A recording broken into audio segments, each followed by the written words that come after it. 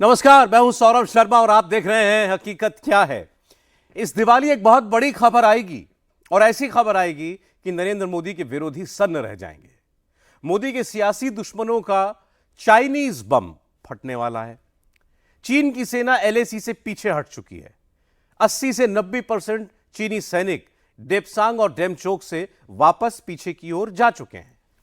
3.5 साल से नरेंद्र मोदी के खिलाफ राहुल गांधी और उनकी पूरी कंपनी ने एक प्रोपेगेंडा चलाया, एक टेप बजाया, चीन चीन चीन चिल्लाया। अब इस प्रोपेगेंडा के बस कुछ घंटे, कुछ ही दिन बाकी हैं। हिंदुस्तान की सेना एलएसी पर पेट्रोलिंग करेगी और दिवाली पर आपको पेट्रोलिंग की वो तस्वीरें दिखाई देंगी। नरेंद्र मोदी ने बात यहीं पर खत्म नहीं की। अगला बड़ा कदम क्या करना है, मोदी ने यह भी सोच लिया है।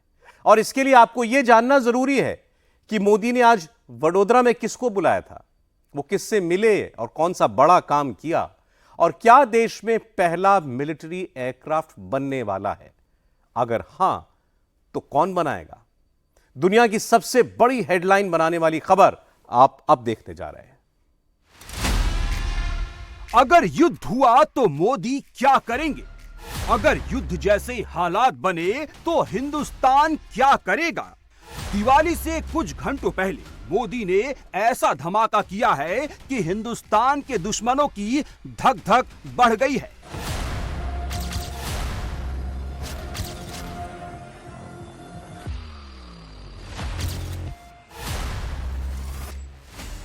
जो मिलिट्री एयरक्राफ्ट एक बार में 9,250 किलोग्राम वजन उठा सकता है, मोदी उसे हिंदुस्तान लेकर आए हैं। जो मिलिट्री एयरक्राफ्ट 482 किलोमीटर प्रति घंटा की रफ्तार से उड़ान भर सकता है, मोदी उसे भारत में बनवाने जा रहे हैं।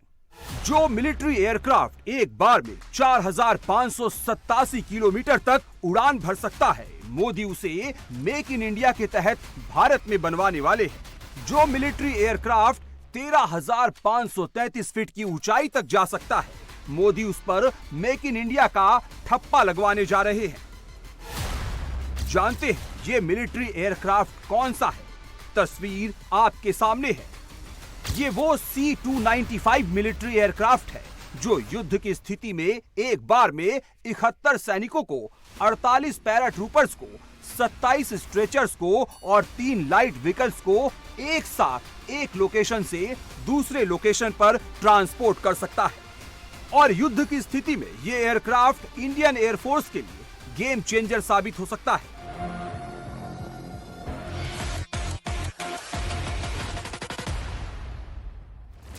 मोदी ने इस गेम चेंजर मिलिट्री एयरक्राफ्ट को हिंदुस्तान की धरती पर बनाने के लिए गुजरात के वडोदरा में एयरक्राफ्ट कॉम्प्लेक्स का इनॉग्रेशन कर दिया है। और मोदी के आत्मनिर्भर भारत प्रोजेक्ट की सबसे लेटेस्ट तस्वीर इस वक्त आपके सामने है। पीछे C-295 एयरक्राफ्ट है और सामने मोदी, स्पेन के राष्ट्रपति, रक्षा मंत्री राजनाथ सिंह और गुजरात के मुख्यमंत्री हैं। नरेंद्र मोदी इस वक्त एक अलग तरह का युद्ध लड़ रहे हैं। वो देश के दुश्मनों से लड़ने के लिए युद्ध का सामान भी इकट्ठा कर रहे हैं। दुनिया के तमाम राष्ट्राध्यक्षों में भी सबसे पावरफुल दिख रहे हैं।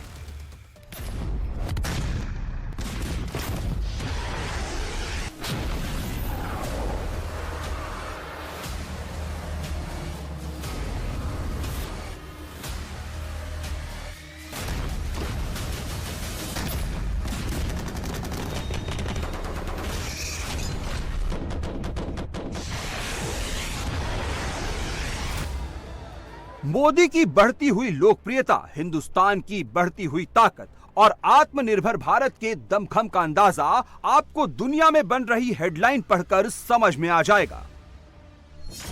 2024 में दुनिया के 30 मोस्ट पावरफुल लोगों की लिस्ट देख लीजिए। नंबर 1 पर नरेंद्र मोदी का नाम है।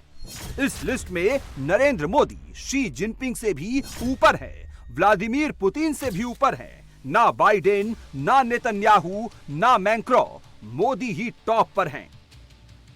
दुनिया में जब हिंदुस्तान के प्रधान की ताकत बढ़ती है तो दुनिया हिंदुस्तान के पीछे कैसे दौड़ती है, इसे भी एक ताजा उदाहरण से समझिए।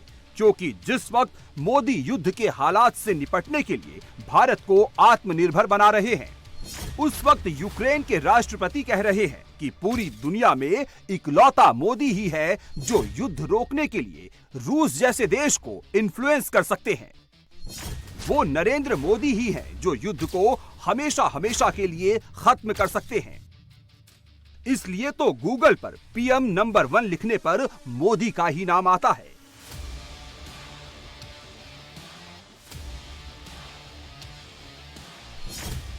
पच्चीस ग्लोबल लीडर्स की रैंकिंग में 73% की अप्रूवल रेटिंग के साथ नंबर 1 की पोजीशन पर मोदी का ही नाम दिखता है।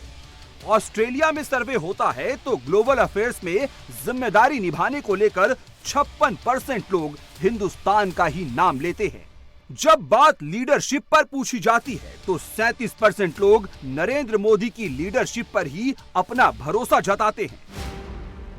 और दुनिया मोदी पर इतना फेथ इसलिए रखती है, इतना भरोसा इसलिए करती है क्योंकि मोदी जो कहते हैं वो करके दिखाते हैं। गुजरात के वडोदरा में मिलिट्री एयरक्राफ्ट C-295 का मैन्युफैक्चरिंग यूनिट या कहे एयरक्राफ्ट कॉम्प्लेक्स मोदी के इसी मिशन पॉसिबल का सबूत है। मोदी ने साल 2014 में मेक इन इंडिया मिशन की शुरुआत की थी और तब से लेकर अब तक 10 सालों में बहुत कुछ हुआ। फॉरेन डायरेक्ट इन्वेस्टमेंट यानी FDI में इजाफा हुआ। मोदी सरकार ने सालाना 8,400 करोड़ रुपए से ज्यादा के FDI पर अपना टारगेट सेट कर रखा है। मोबाइल मैन्युफैक्चरिंग के दम पर भारत दुनिया का दूसरा सबसे बड़ा मोबाइल एक्सपोर्टर बन चुका है। एविएशन सेक्टर में भारत बहुत आगे निकल चुका है।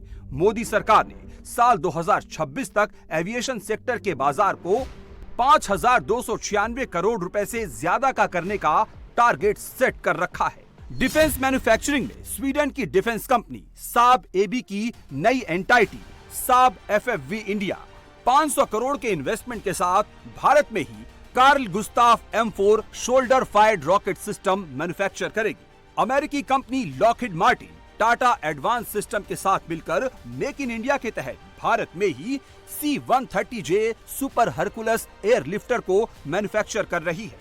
रूसी कंपनी ROE भारत के अवेल के साथ जॉइंट वेंचर में भारत में ही AK-203 असॉल्ट राइफल्स बना रही है। नरेंद्र मोदी हिंदुस्तान की सेना के लिए सिर्फ डिफेंस की शॉपिंग नहीं कर रहे बल्कि हिंदुस्तान के भीतर ही एक ऐसा डिफेंस इकोसिस्टम तैयार कर रहे हैं जो आने वाले दिनों में भारत को डिफेंस मैन्युफैक्चरिंग का किंग बनाएगा और दुनिया मेक इन इंडिया के तहत बने हथियार, एयरक्राफ्ट्स, फाइटर जेट्स की शॉपिंग के लिए हिंदुस्तान आया करेगी। भारत का डिफेंस एक्सपोर्ट 30 गुना बढ़ा है। आज हम दुनिया के 100 से अधिक देशों को डिफेंस इक्विपमेंट एक्सपोर्ट कर रहे हैं। किसी भी पॉसिबिलिटी को प्रॉस्पेरिटी में बदलने के लिए राइट प्लान और राइट पार्टनरशिप जरूरी है। भारत का डिफेंस सेक्टर का कायाकल्प राइट प्लान और राइट पार्टनरशिप का उदाहरण है। बीते दशक में देश ने ऐसे अनेक फैसले लिए जिससे भारत में एक वाइब्रेंट डिफेंस इंडस्ट्री का विकास हुआ। हमने डिफेंस मैन्युफैक्चरिंग में प्राइवेट सेक्टर की भागीदारी को विस्तार दिया, पब्लिक सेक्टर को एफिशिएंट बनाया, ऑर्डिनेंस फैक्ट्रीज को 7 बड़ी कंपनियों में बदला, DRDO और HAL को सशक्त किया, यूपी और तमिलनाडु में 2 बड़े डिफेंस कॉरिडोर बनाए। ऐसे अनेक निर्णयों ने डिफेंस सेक्टर को नई ऊर्जा से भर दिया। गुजरात के वडोदरा के एयरक्राफ्ट कॉम्प्लेक्स में मैन्युफैक्चर होने वाला C-295 मिलिट्री एयरक्राफ्ट मोदी के उसी मेक इन इंडिया विजन की सक्सेस स्टोरी है। इससे भारत न सिर्फ डिफेंस सेक्टर में आत्मनिर्भर बनेगा बल्कि दुनिया में भी हिंदुस्तान का दमखम दिखेगा। भारत सरकार ने इंडियन एयरफोर्स के लिए 56 C-295 मिलिट्री एयरक्राफ्ट की डील की थी। 56 में से 16 military aircraft manufacturing company Airbus ही बनाकर सीधे भारतीय वायुसेना को डिलीवर करेगी। 16 में से 5 C-295 military aircraft Indian air force को डिलीवर हो चुके हैं और इस वक्त आप जो तस्वीर देख रहे हैं ये एयरबस द्वारा भारत के लिए बनाए गए उसी एयरक्राफ्ट की पहली फ्लाइट की तस्वीरें हैं। इंडियन एयरफोर्स के लिए बना C-295 एयरक्राफ्ट पिछले साल सितंबर में भारत आया था। उस वक्त ये तस्वीर सामने आई थी, मगर अब नेक्स्ट फेज की बारी है, यानी 56 में से 16 तो स्पेन से आएंगे, मगर बाकी बचे 40 C-295 एयरक्राफ्ट का प्रोडक्शन भारत में ही होगा, मैन्युफैक्चरिंग भारत में ही होगी। ग्लोबल आर्म्स इंडस्ट्री में ये भारत की नई छलांग होगी, क्योंकि 2014 से पहले जिस भारत को डिफेंस इंपोर्टर का तमगा मिला हुआ था, अब वो भारत डिफेंस एक्सपोर्टर की भूमिका में है, यानी भारत अब हथियार बनाता भी है और दुनिया के दूसरे देशों को बेचता भी है। 2019 में सिप्री ने पहली बार भारत को दुनिया के टॉप 25 आर्म्स एक्सपोर्टर देशों में शामिल किया था। तब भारत की रैंकिंग 23 थी और करंट सिचुएशन ये है कि मोदी सरकार साल 2025 तक भारत में बने हथियारों, एयरक्राफ्ट या हर तरह के आर्म्स के लिए 35,000 करोड़ रुपए के एक्सपोर्ट का लक्ष्य सेट कर चुकी है। ये कैसे कामयाब होगा, इसका अंदाजा इसी बात से लगा लीजिए कि 2013-14 में भारत का जो डिफेंस एक्सपोर्ट 686 करोड़ रुपए हुआ करता था, वो डिफेंस एक्सपोर्ट 2023-24 में 21,000 करोड़ रुपए से ज्यादा का हो गया है। यानी 10 सालों के भीतर मोदी ने भारत का डिफेंस एक्सपोर्ट 686 करोड़ से 21,000 करोड़ के पार पहुंचा दिया। इसमें करीब करीब 3 गुना इजाफा हुआ है और ये सब कुछ मोदी ने प्लान बनाकर एक डेडलाइन के अंदर हासिल किया। हिंदुस्तान में C-295 मिलिट्री एयरक्राफ्ट की मैन्युफैक्चरिंग उसी का नेक्स्ट स्टेप है। C-295 एयरक्राफ्ट की फैक्ट्री नए भारत के नए वर्क कल्चर की उसको भी रिफ्लेक्ट करती है। आज किसी भी योजना के आइडिया से लेकर एजुकेशन तक भारत किस स्पीड से काम कर रहा है, ये यहां दिखाई देता है। 2 साल पहले अक्टूबर में ही महीने में इस फैक्ट्री का निर्माण शुरू हुआ। आज अक्टूबर महीने में ही ये फैक्ट्री अब एयरक्राफ्ट के प्रोडक्शन के लिए तैयार है। मेरा हमेशा से ये फोकस रहा है कि प्लानिंग और एग्जीक्यूशन में अनावश्यक देरी न हो। भारत में डिफेंस मैन्युफैक्चरिंग इकोसिस्टम नई ऊंचाइयां छू रहा है। 10 साल पहले अगर हमने ठोस कदम नहीं उठाए होते तो आज इस मंजिल पर पहुंचना असंभव ही था। तब तो कोई ये कल्पना भी नहीं कर पाता था कि भारत में इतने बड़े पैमाने पर डिफेंस मैन्युफैक्चरिंग हो सकती है। उस समय की प्रायोरिटी और पहचान दोनों इंपोर्ट की ही थी, लेकिन हमने नए रास्ते पर चलना तय किया, अपने लिए नए लक्ष्य तय किए। मोदी मेक इन इंडिया को सक्सेस स्टोरी बनाकर पूरी दुनिया में भारत की डिफेंस मैन्युफैक्चरिंग का साख बढ़ा रहे हैं। एक तीर से कई और निशाने लगा रहे हैं। गुजरात के वडोदरा में मिलिट्री एयरक्राफ्ट C-295 बनाने से सिर्फ भारत की डिफेंस एक्सपोर्ट की कैपेबिलिटी नहीं बढ़ेगी, इससे और भी बहुत कुछ होगा। C-295 कैसे गेम चेंजर होगा, इसे कुछ और फैक्ट से समझिए। C-295 के मैन्युफैक्चरिंग प्रोजेक्ट में 18,000 पार्ट्स ऐसे होंगे जिसे बनाने में पूरी तरह भारत के इंजीनियरिंग एक्सीलेंस का दिमाग लगेगा। इंडियन टैलेंट क्या कर सकता है ये दुनिया को पता चलेगा। इस प्रोजेक्ट के मेक इन इंडिया होने की वजह से डायरेक्टली 3,000 नौकरियां पैदा होंगी, 15,000 से ज्यादा इनडायरेक्ट जॉब्स क्रिएशन होंगी। अनुमान लगाया जा रहा है कि भारत में बनने वाले 40 C-295 में से हर एक एयरक्राफ्ट की असेंबली में 10 लाख घंटों का लेबर एफर्ट लगेगा। इससे जॉब्स क्रिएशन तो होगी ही, साथ ही साथ लोकल इकोनॉमी और स्किल्ड वर्कफोर्स को भी बूस्ट मिलेगा। सबसे बड़ी बात यह है कि C-295 के होने से इंडियन आर्म्ड फोर्सेस की टैक्टिकल कैपेबिलिटीज में भी इजाफा होगा।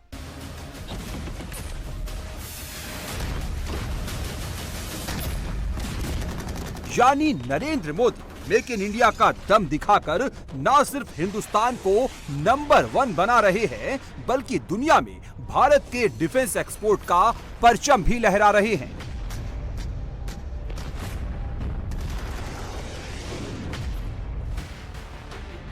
लेकिन भारत में बैठे मोदी विरोधी इकोसिस्टम को ये तस्वीरें बिल्कुल भी रास नहीं आ रही हैं। मोदी के सियासी दुश्मन युद्ध के मैदान में, डिफेंस के क्षेत्र में भारत की लंबी छलांग में महाराष्ट्र और गुजरात ढूंढ रहे हैं।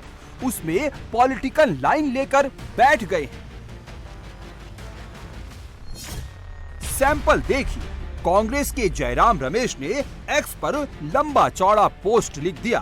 पहले पैराग्राफ में महाराष्ट्र चुनाव के मद्देनजर गुजरात वाला टेक्स्ट फिट करके ये कहना शुरू कर दिया कि मोदी ने महाराष्ट्र में शुरू होने वाले प्रोजेक्ट को गुजरात शिफ्ट करके अच्छा नहीं किया, महाराष्ट्र के साथ धोखा किया। इसी पैराग्राफ की आखिरी लाइन में कांग्रेस को क्रेडिट देना शुरू कर दिया। अपने पोस्ट के आखिरी लाइन में जयराम रमेश ने C-295 प्रोजेक्ट महाराष्ट्र से छीने जाने को लेकर सियासी एंगल फिट कर दिया। उनकी देखा देखी कांग्रेस का पूरा इकोसिस्टम एक्टिवेट हो गया। मोदी ने महाराष्ट्र से भेदभाव किया, इस तरह का नैरेटिव घूमने लगा। तो महाराष्ट्र में जो हुआ है, मुंबई जैसे शहर में, मुंबई हम इस देश की आर्थिक राजधानी इसे कहते हैं, सबसे ज्यादा देश को टैक्स देने वाला मुंबई शहर है। तो इस सरकार का असली चेहरा तो जनता के सामने आना चाहिए ना, उसमें गलत क्या है? क्योंकि किसी को नौकरी नहीं है, नौकरी देने वाली जो कंपनियां हैं उनको गुजरात भेजा जा रहा है, गुजरात शिफ्ट किया जा रहा है। ये आज महाराष्ट्र की जनमानस में, महाराष्ट्र की जनता में एक गुस्सा है युति के सरकार के खिलाफ, शिंदे सरकार के खिलाफ। आप देखिए 20 तारीख को महाराष्ट्र में सत्ता परिवर्तन होने जा रहा है। महाराष्ट्र की जनता ने अपना जनमानस बना लिया है और वो सत्ता परिवर्तन करेगी। महाविकास आघाड़ी की सरकार यहाँ पर गठित होगी। बात सिर्फ कांग्रेस की नहीं है, पूरा का पूरा महाअघाड़ी इस प्रोजेक्ट को गुजरात शिफ्ट किए जाने से आग बबूला हो रखा है। प्रियंका चतुर्वेदी से लेकर आदित्य ठाकरे तक सबने इसमें सियासी एंगल फिट करके मोदी के खिलाफ आग उगलना शुरू कर दिया है। आज प्रधानमंत्री जी जो वडोदरा में इनॉग्रेशन करने गए हैं टाटा एयरबस के कॉम्प्लेक्स का, उससे स्पष्ट हो रहा है किस तरीके से महाराष्ट्र के साथ दुर्व्यवहार ही नहीं हुआ, महाराष्ट्र के साथ बेईमानी हुई। रातों रात जो प्रकल्प महाराष्ट्र में आना था उसको गुजरात ले जाया गया। सिर्फ यही नहीं, वेदांता फॉक्सकॉन भी है, ड्रग पार्क भी है, बहुत सारे ऐसे पार्क चीजें थी जो महाराष्ट्र से खींची गई हैं। और ये तब से शुरू हुआ जब से मिंदे सरकार सत्ता में आई है। वहां पे गुजरात के लिए एक ही मुख्यमंत्री नहीं काम कर रहे हैं, 2 मुख्यमंत्री काम कर रहे हैं। महाराष्ट्र के मुख्यमंत्री भी इसी काम में लगे हुए हैं, कैसे महाराष्ट्र के युवाओं को बेरोजगार रखें और ज्यादा से ज्यादा प्रोजेक्ट्स गुजरात में भेजें। महाराष्ट्र की चुनावी पिच को देखते हुए महाअघाड़ी का खेमा C-295 प्रोजेक्ट महाराष्ट्र से गुजरात में शिफ्ट कराए जाने को लेकर तरह तरह के प्रपंच फैला रहा है, मगर सच नहीं बता रहा। सच हम आपको बताते हैं। महाराष्ट्र के लिए टाटा एयरबस प्रोजेक्ट को सितंबर 2021 में क्लियर किया गया था। उस वक्त वहां महाविकास आघाड़ी की सरकार थी, उद्धव ठाकरे सीएम थे। सितंबर 2021 से जून 2022 तक महाअघाड़ी की ठाकरे सरकार के पास पूरे 9 महीने थे इस प्रोजेक्ट को सिक्योर करने के लिए, लेकिन उस वक्त महाअघाड़ी की सरकार पहले से चली आ रही प्रोजेक्ट को रोक रही थी। मेट्रो शेड का काम रोका गया, बुलेट ट्रेन प्रोजेक्ट के लिए जमीन के अधिग्रहण का काम धीमा कर दिया गया। कई प्रोजेक्ट्स को टालने की वजह से इन्वेस्टर्स का भरोसा महाअघाड़ी सरकार से उठ गया और भारत के डिफेंस सेक्टर के मील का पत्थर साबित होने वाले इस प्रोजेक्ट को फिर गुजरात ले जाया गया। मगर तब मोदी के दुश्मनों ने आरोप लगाया कि मोदी गुजरात चुनाव के लिए प्रोजेक्ट वहां लेके चले गए और अब मोदी के विरोधी आरोप लगा रहे हैं कि मोदी ने महाराष्ट्र को धोखा दे दिया, जबकि ऐसा है ही नहीं। ये घिसी पिटी रिकॉर्ड बजाकर अपनी नाकामियों को नहीं छुपा सकते। देश के 52% एफडीआई निवेश महाराष्ट्र में आया है, इनके पेट में दुख रहा है। ये कांग्रेसी ये गुजरात के एम्बेसडर बन रहे हैं, महाराष्ट्र के नहीं। कांग्रेस की तरफ से एक वीडियो जारी किया गया है, उसमें आरोप लगाया गया कि महाराष्ट्र के तमाम उद्योग आपकी सरकार ने गुजरात में भेज दिए। ये उसी प्रकार का झूठा प्रचार है जिस प्रकार लोकसभा में इंडिया अघाड़ी की तरफ से इस तरह का प्रचार किया गया कि हम संविधान को बदलने वाले हैं और आरक्षण को खत्म करने वाले हैं। सच यह है कि महाराष्ट्र में पिछले 2.5 वर्षों में जो फॉरेन इन्वेस्टमेंट आया है वो 52%। पूरे हिंदुस्तान के तमाम राज्यों का इन्वेस्टमेंट एक तरफ और महाराष्ट्र का एक तरफ। इस समय 1 नंबर में हम, एफडीआई में 1 नंबर पे हैं, स्टार्टअप में 1 नंबर पे हैं। हमारे यहाँ सुपर कंडक्टर तक बनाने वाली जो कंपनियां शुरू हो गई हैं। जिस तरीके से महाराष्ट्र में डेवलपमेंट हुआ है, खासकर इंफ्रास्ट्रक्चर डेवलपमेंट हुआ है, वो कमाल है। बेरोजगारी का कोई बहुत बड़ा प्रश्न यहाँ पे है नहीं। सच ये है, अब सवाल ये पूछना चाहिए कि 2.5 साल तक उद्धव ठाकरे जी यहाँ पर मुख्यमंत्री थे, कितने नए धंधे लेके आए थे? एक भी फैक्ट्री अगर उनके जमाने में खुली हो तो मैं चैलेंज करता हूं। हां, उनके जमाने एक ही चीज हुआ, 3 साधुओं को जिंदा जला दिया गया, मार दिया गया। तो शिवसेना उबाठा, कांग्रेस पार्टी और शरद पवार जी की पार्टी, यह पूरी तरह से दुष्प्रचार पर आधारित एक फेक नैरेटिव तैयार करने की कोशिश कर रहे हैं, जो कि सर्वथा गलत है। और इस प्रकार के फेक नैरेटिव को महाराष्ट्र के मतदारों ने हमेशा रिजेक्ट किया है, आगे भी रिजेक्ट करेंगे। बात शीशे की तरह साफ है। महाअघाड़ी की लापरवाही ने महाराष्ट्र में आने वाला एक प्रोजेक्ट उससे छीना, जबकि नरेंद्र मोदी ने विरोधियों की सियासत नहीं, देश हित को चुना, जिसकी बदौलत आज पूरी दुनिया मेक इन इंडिया की सक्सेस स्टोरी देख रही है, समझ रही है।